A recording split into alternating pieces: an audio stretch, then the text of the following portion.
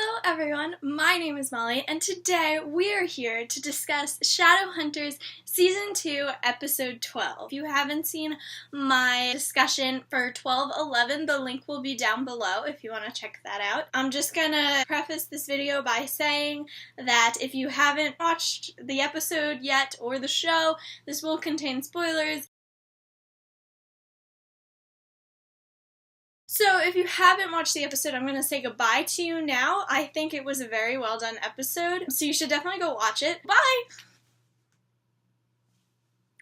Let's discuss. So they kept the intro that I said I liked last episode discussion, you know, the one where it's like, my name's Clary, I like it, and they kept it and I was very excited. First thing on the list is Clary and Simon's sex scene that we get in the beginning of the episode, and I was like, no.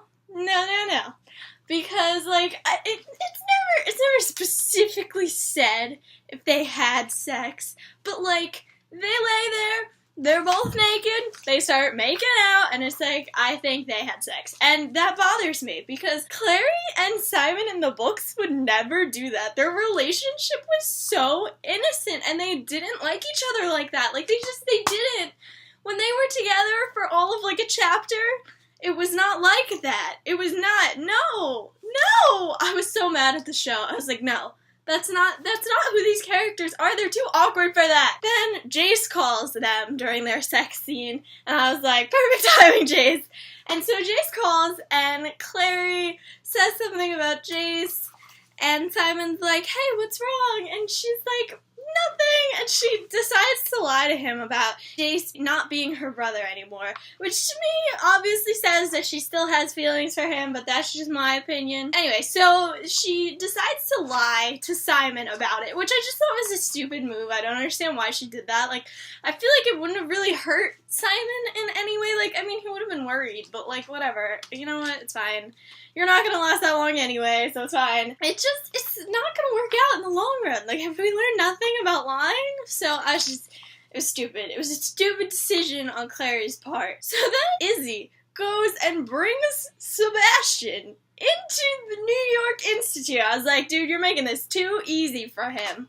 And, you know, not that they know anything, but, like,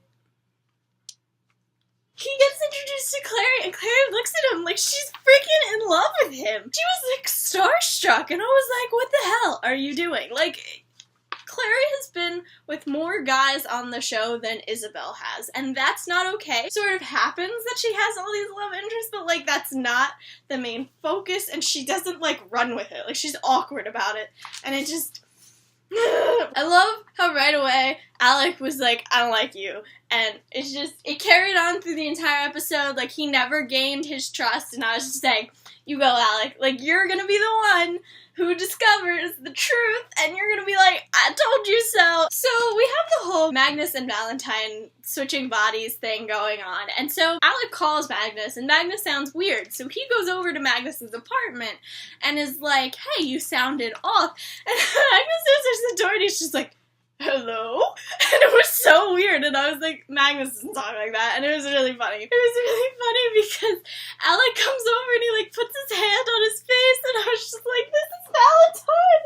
What are you doing? Like, I know he doesn't know, but it was just so weird for me to watch, because I was like, this is Valentine! Like, he's being romantic with Valentine! And then he hugs him after he kills the greater demon, and Valentine's, like, freaking out, because, like, no, you killed the only thing that could switch us back, and, like, Alec doesn't know. He's just like, shh, it's okay. And I found it so funny, I couldn't stop laughing. During that scene, when the greater demon comes, and he sends Alec flying, and there's this cool-ass shot of Alec flying back, he pulls out the bow, and he shoots the arrow, banishes the greater demon. I'm so happy with that shot. It was so good. And then we get a scene where the Inquisitor, stupid, annoying the Inquisitor, goes and calls Jason and Clary in and is like, hey, you have pure angel blood, so we're gonna run tests on you. And Jace was like, no way in hell. And Clary was like, don't tell me what to do. And then she's like, I'm gonna take the test. And I was just like, you idiot. Like, you don't know how the clave works. Why would you not trust Jace. Ugh, Clary, no. Like, you have to be smarter than this. And I feel like in the show, she just makes such stupid decisions. And it's like, no, stop. And, like, you know, Book Clary was impulsive, but, like, she wasn't this bad. There were a lot of greenhouse scenes in this episode, and I was like, you obviously have a greenhouse, so why the hell wasn't the Clay's kiss in the greenhouse? Like, you had it! You had it! I was just, why? Why? This episode had a lot of Sizzy, which I was very happy about. I like their relationship, and I like their character and chemistry on the show. So, they have this cute, like, greenhouse scene, and they start plotting against Raphael, because, you know, why not? And I didn't really understand that. I was like, why are we turning on Raphael? Like, he was doing good. He was good to Izzy. So then we go to Valentine. Magnus. It's Magnus in the Clave dungeon, whatever thing that they have. And Alec comes in and he's like, stop this sick game of yours. Like, I know you're not Magnus. And Valentine starts, like, crying, and I felt so bad for Magnus. And you could see Alec was like, I don't know, like, it sounds like him. And then he friggin' went to Jace, and Jace was like, no. And I was like, shut up, Jace, like, he needs to figure it out. On a much higher note, we go to the test. I didn't understand this test. It really had nothing to do with anything.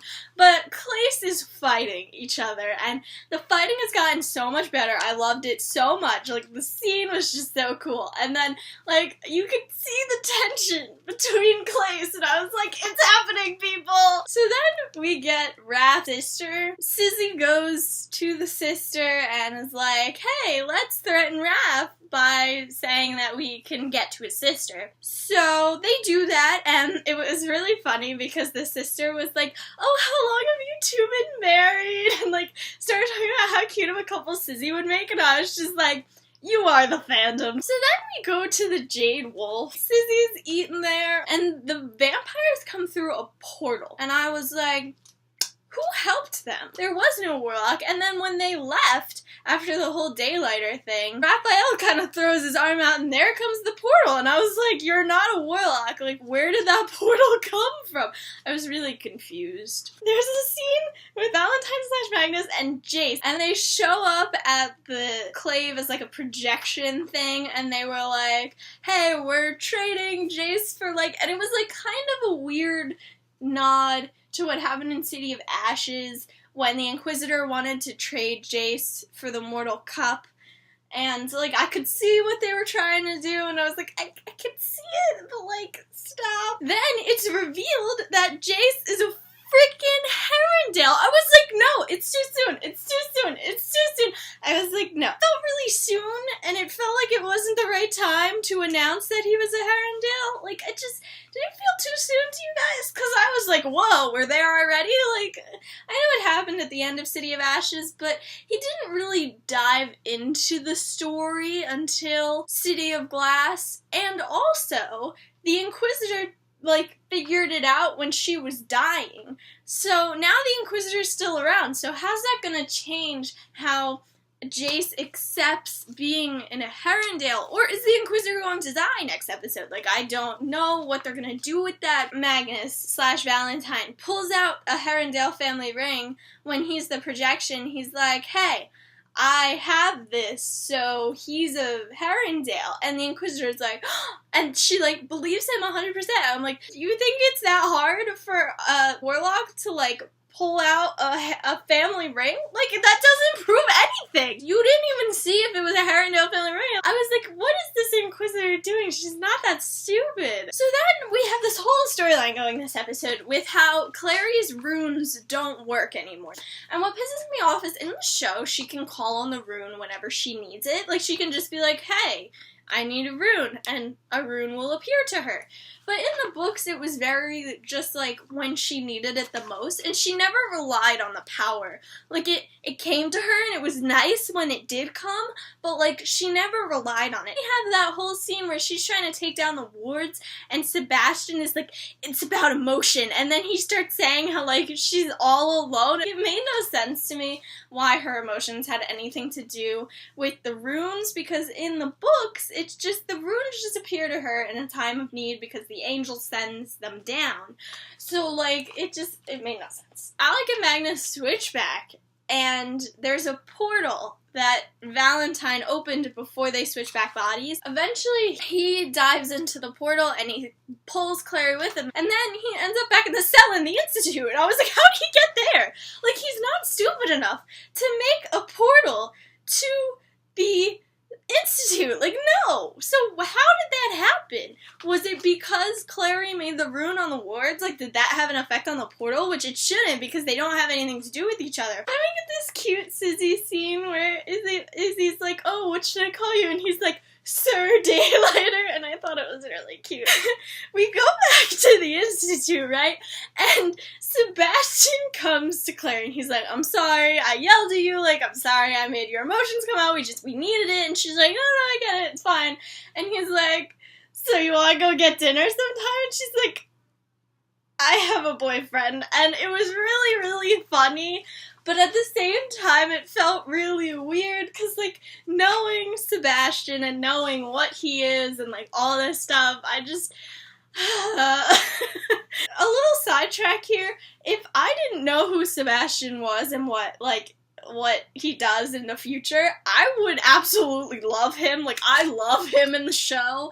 But, like, I know what he is, and I know what he's going to become, so I can't, like, love him too much, but, like...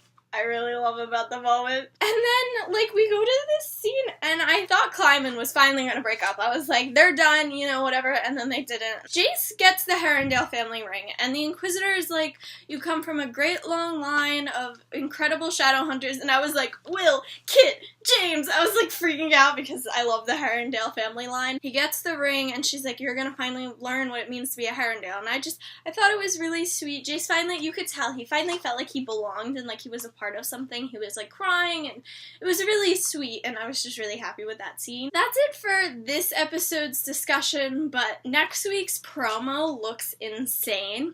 It's basically a Downworlder revolt, because everyone in the Clave decides it's a good idea to have the Downworlders turn on us while we're fighting in a war against Valentine, because, you know, they're so smart! I just finished reading Lord of Shadows, and they have stuff in there that is totally, like, a nod to Lord of Shadows, and I don't know if they did that on purpose or if that's just what's happening, but, you know, they really are cracking down on Downworlders, and it pisses me off that they all were going against their Downworlder friends. Like, Alec went to Magnus and was like, I need a DNA sample, and I was like, what are you doing? You're the reasonable one in the show. This is not gonna go well, and I don't understand why they're going along with it. Like, the characters that I know would not stand for this. So that's it for my episode discussion. Let me know what you guys thought of the episode. I hope you guys enjoyed. I try to upload a video every week. If you like my videos, then subscribe, and I'll see you next time.